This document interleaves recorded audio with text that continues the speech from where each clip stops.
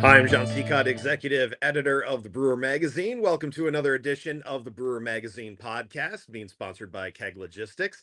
Thank you to them for being a sponsor here of the Brewer Magazine podcast. All right, let's go back into the archives. We got CBC 25 coming up in Indianapolis in just a few weeks. But let's go back to 2023 with our archives, caught up with David and Kellen Bartosh of Wiseacre in Memphis, along with Amanda Thompson, their COO. And we talked a lot about competing with Craft Pilsner and why Wiseacre was digging in with their tiny bomb Pilsner and how it was being a success for them. This was our cover story from March and April of 2024, so just about a year ago, but we talked with them about 9 months before that and had an opportunity to talk with them. Let's dig into the archive and find out more about Tiny Bomb, Craft Pilsners, and what's going on with Wiseacre for their first 10 years plus of growth. This Brewer Mag podcast is sponsored by Keg Logistics. Now's the perfect time to review your keg management strategy. Whether you're seeking a truly flexible keg rental program or intrigued by the seamless distribution freedom of paper fill, Keg Logistics is ready to craft a personalized solution for you, ensuring you receive the kegs you need precisely when you need them. For details, visit keglogistics.com/brewermag. Keg Logistics, modern solutions for keg efficiency. Well, first off, like we were kind of talking about, 10 years. I'm sure you've blown up multiple business plans since then. How has the first 10 years for you guys been completely different than what you expected? Or what was expected? I don't know. It's funny because I got breakfast today with Brian Golding from Rheingeist. Oh, okay. And we were friends out west. He worked for Dr. Shed. I worked for Sierra Nevada. And we met 14 years ago. And so we were both kind of talking about that this morning. And a lot's changed, that we couldn't foresee. I think one of the coolest things about it is that, 10 years ago, I think people were like a little ahead of the curve on beer styles and brewing. And David really wanted to make a Pilsner. And I don't think we didn't see that becoming our best-selling beer and really kind of leading the way for us. So that's been probably the best surprise because you can't plan for lightning in a bottle like that. Yeah. And is that, it's got to be the bulk of your volume is like what percentage? It's like crossing 50% Really? now. Yeah. It's right there. It was 48%. Did you have to stick with it? Or was it always, did you ever have that time of thinking about, do you need to lay back on it or was it continually selling well for you guys? Yeah, it started as a smaller portion of our sales. Ananda, which is our IPA, was the early leader for sure. And, every year we've made more Tiny Bomb than the year before. Mm-hmm. But to kind of answer my take on your previous question was just that I thought I'd be bartending when I was 50. I thought we would be in the mode of working a bunch of different jobs all the time, which I guess we still kind of are to some extent. But Sure. I thought that we'd be doing every possible thing at the brewery every single day, and it's obviously with growth and all of that comes change, and you get people that are better at a lot of the things than you were, and it makes our the business of the company better than it would have otherwise. Yeah. What was the point where you guys saw we can grow this, we can move?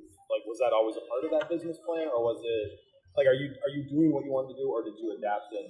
Because nowadays, not a lot of people are doing distribution like you guys are doing. Not a lot of people are growing, building a 100,000 barrel facility, and you're succeeding at it at this point.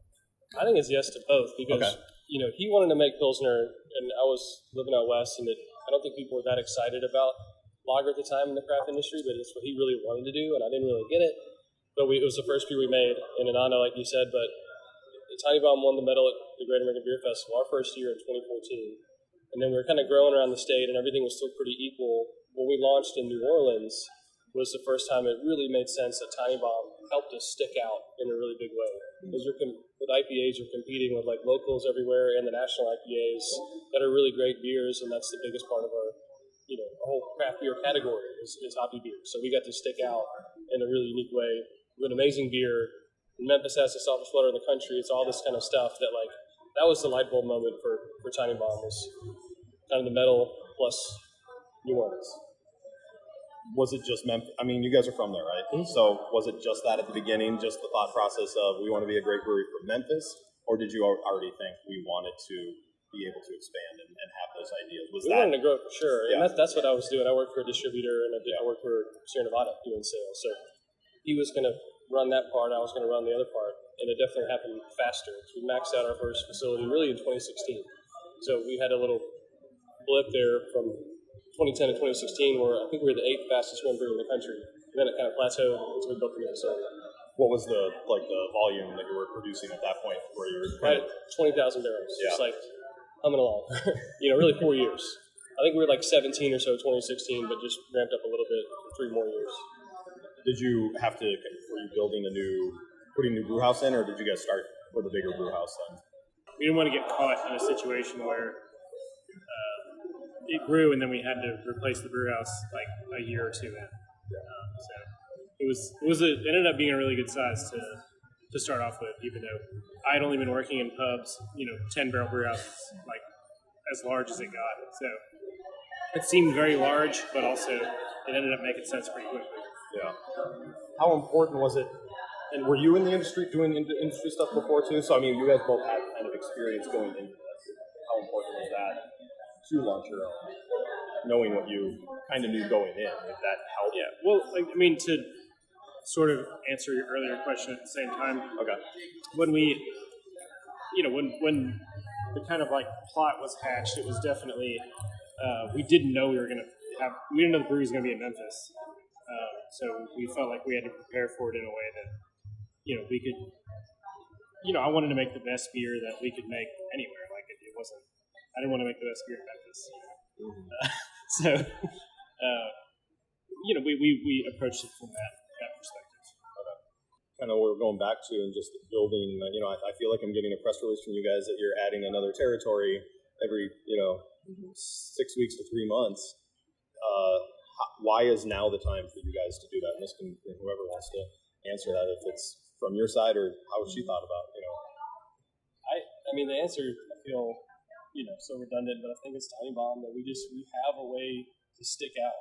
It's an amazing beer, and David should probably talk about it more. It's his little princess, as I think he likes to call it at times, but, the soft water in Memphis is a huge deal for making a great lager, and we can go anywhere in the country and say this is one of the best of these you can get.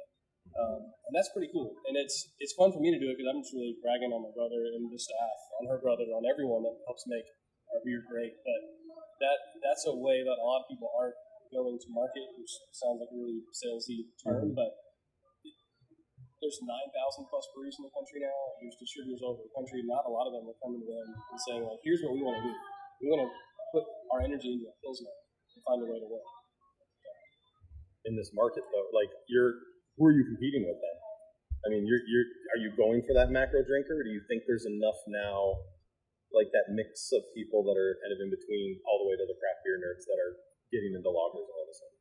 I think all of the above. Yeah. And I give Dave a lot of credit for being in love with light lager, before I was. But we definitely, I think maybe more importantly than like with craft, is we want the domestic drinkers and the import drinkers to realize like here's something that's made in our country for one, but that it has so much. That's the name of the beer. It's tiny alcohol flavor bomb. So it's got a ton of flavor, but it's not super offensive. There's still hop bitterness, but it's not an IPA. It's a really drinkable beer. So it's I think for us, it still is way more. We want the domestic and import drinkers to pick up Tiny Bomb, but we're also on the shelf with a bunch of other craft beers too. Yeah, I mean the beer was. I mean, Tiny Bomb was built on me talking to people. I brewed it. This is a kind of a joke at Wiseacre, but I used to work at Rock Bottom, and the beer was built around going to the bar and asking people, what they were drinking at Rock Bottom, and then like why were they drinking that, and then what did they drink at home, and always hearing people drinking Bud Light, Miller Lite, Coors Light, and it being kind of frustrating for me because I felt like I worked a lot harder and deserved. I felt like the beers that we were making deserved more attention. But whenever you talk to people that drink Bud Light, the answer to why are you drinking this is never because it tastes really good. It's always like, I can drink 5 of them and not be messed up. Lower calories. It's light. It's drinkable. So the idea with Tiny Bomb was to make something that hit all the specs of Bud Light. So about 125 calories, 4.5% alcohol, super crushable, but we wanted something that had a lot of flavor as well. So it's kind of all of those things are the reasons why we made the beer. And there's a little bit of honey in Tiny Bomb as well, which is what helps it dry out a lot. That makes it really drinkable, but still keeps the ABV low. Very cool. I was reading back to when we did the last pint, which would have been late 2000 or 2020 or early 2021. You guys I just read a quick quote, so you can fill me in on it. But you felt like it was getting better and better. Was it process? Was it equipment? What has made it better and better over the years?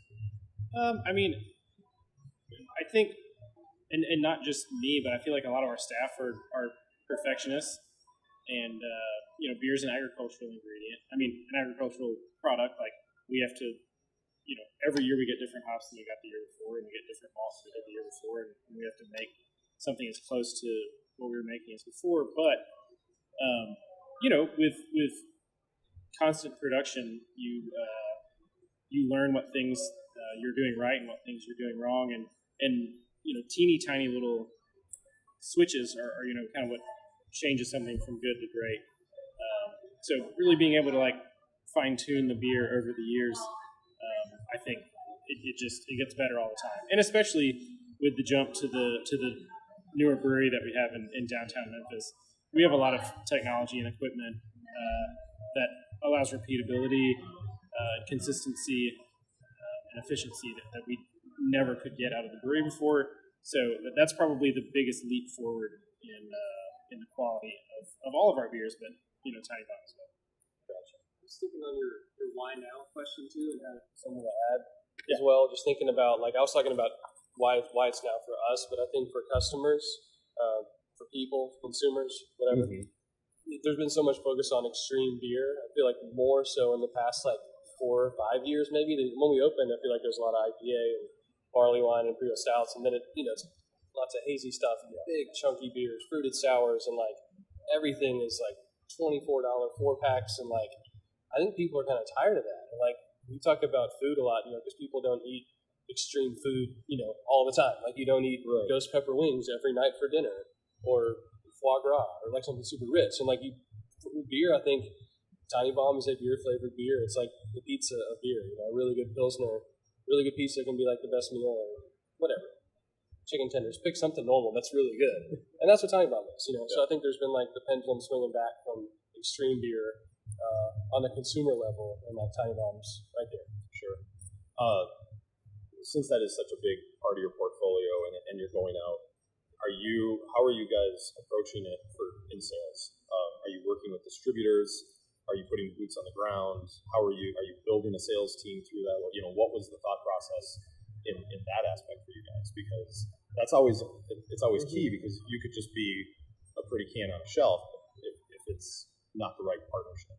This Brewer Mag podcast is sponsored by Keg Logistics. Now's the perfect time to review your keg management strategy. Whether you're seeking a truly flexible keg rental program or intrigued by the seamless distribution freedom of paper fill, Keg Logistics is ready to craft a personalized solution for you, ensuring you receive the kegs you need precisely when you need them. For details, visit keglogistics.com/brewermag. Keg Logistics, modern solutions for keg efficiency. I think the thing you just said is probably the most important, is having really good distributor partners. I think is maybe the most important thing. We have an awesome sales team. We have a great key accounts manager. We have people that travel that love our company. But there's also, we're spread out. We're in 21 states. And we've got a lot to do. So we have distributor partners when they really love lager and Pilsner. Doesn't have to be Wiseacre or Tiny Bomb, but when they tell us that they're excited about lager, that's a good sign for us. And so we have great partners like that. There's certainly challenges on that front too, but that's the most important part of our strategy, I think. And then our sales team, I think, are a lot of rock stars, that love our brand, but they know how to sell. Like, it's not like they're just out there having fun drinking beer. Like, they know how to go and talk to every tier of our industry and how to manage growth and build towards it. How's in-house? You guys, you have 2 locations now, right? So both are still open. Full tap rooms and everything. How do you put what's in the tap room out there, or the other way around? What people are seeing on the shelves is kind of the same experience. I mean, how do you guys differentiate or make them the same so that if someone's visiting you locally, they know what you're about, or when they leave, they know what to get on the shelf, and it reminds them of that. Yeah. Do you guys have a different thought process of what people are getting from you guys, whether it's in-house or on retail? Well, I mean, our 2 different tap rooms have very different identities. Oh, do they? Okay. And very different looks, to a large extent, different customer bases. Being in downtown, we've attracted a lot more tourists than I think we ever did at the Broad location. And there are people that will visit both, but a lot of times they kind of choose the one that fits best with the drinking experience they're looking for. But in both spaces, Tiny Bomb is still prominently featured. It's still the thing that we always want to have on tap for people. And we look for novelty. We try to have a variety of specialty products, RTDs that we've started producing within the last couple of years as well, to cater to different drinking styles. But being able to have a few different identities to attract different customer bases while still staying consistent to the Tiny Bomb theme has been powerful for us. What's the beer culture there for you guys, and especially looking back 10 years? How is, do you feel you've either got into it or helped change it a little bit? I mean, what's your thought process on, who was there, who'd you learn from, how have you adapted, helped change that area? Open forum on that one. We definitely both went away to learn things, and his was on making beer in Chicago, and we both had really good mentors. Honestly, Pete Crowley for David, who's a highly decorated brewer in Chicago, and then I got to work out west, so we got to see some great beer markets and come back to one that was less developed. But everybody, I think, before we were open, were so excited, and that's been really fun just to have retailers, or local distributor, and people that are just pumped. But some of it's brand new information. Like, I didn't know something like this existed. So we get to kind of tell some of those stories. David's talking about smoke beer, and we try to incorporate education into a lot of things we do. We want to make it fun, not like too heady or bookish, but talk about whatever, Lombard and smoke beers, and invite people kind of on the journey with us. Is sort of in our approach, and our name really was meant to capture that. Like, we want this to be fun. We want it to be educational, but we're sort of against beer nerdery. So I hope we've been able to help be a part of it, and in the South and Memphis especially, in terms of growing the beer culture. But we wanted it to be fun and not like, stay away, you don't like barley wines or whatever. That's never been our approach. What is the beer culture, and how have you developed it in a staff? I mean, you guys probably have to think about that. If you're in a kind of, like you said, an underdeveloped area, you're bringing in bartenders, you're bringing in probably cellar people that maybe don't have that experience going in. How have you guys had to build your staff in the city? Was it pretty much grassroots at the beginning, and do you see yourself kind of being able to pull from other areas as you've grown? I think that's an Amanda question. At the start, it was like we were all able to be friends and talk to each other. We got bigger, it's more than a Amanda question. Well, and in the beginning, I mean, you guys brought in a lot of people from outside Memphis to get things started. Oh, okay. I mean, a lot of the early production hires were folks that David had worked with or knew from school, and they came in because of the experience they could bring to things. But that's something that has definitely evolved over time. I mean, we've been able to bring in folks that have some experience, maybe at smaller breweries or different breweries, but we've also brought folks in without experience or with related experience. We've had people come in on our production team that have lab experience and quality control, but not necessarily within this industry.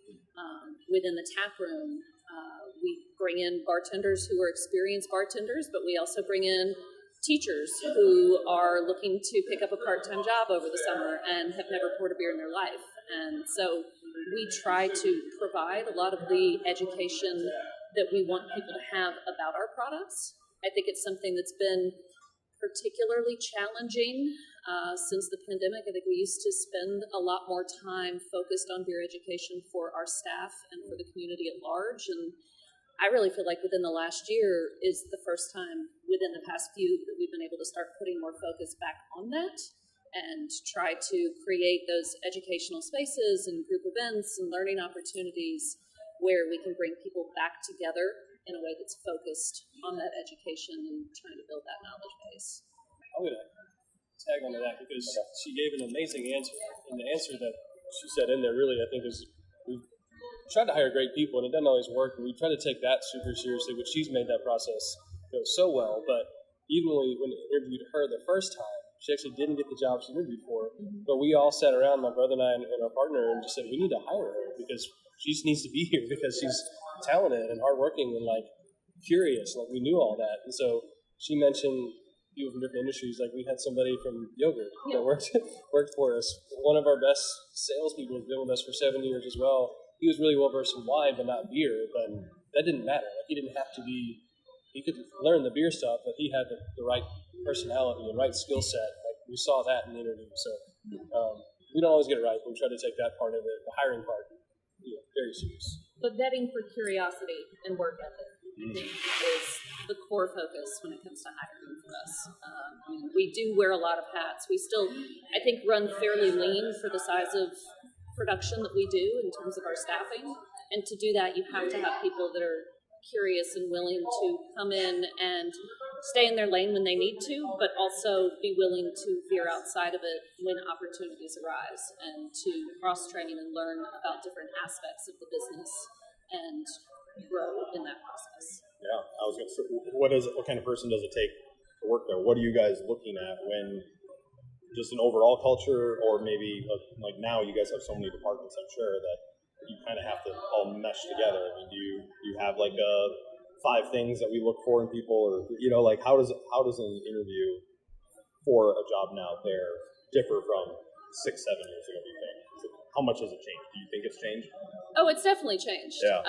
We've gotten much better at the interview process on the whole, and I think that it used to be the case that we'd ask a couple of questions on the front end and get somebody in the door and kind of figure it out once they got there. And I think that we vet people a lot more intensely than we used to. We're going through an initial phone screen and then usually 1 or 2 interviews for most of our full-time positions.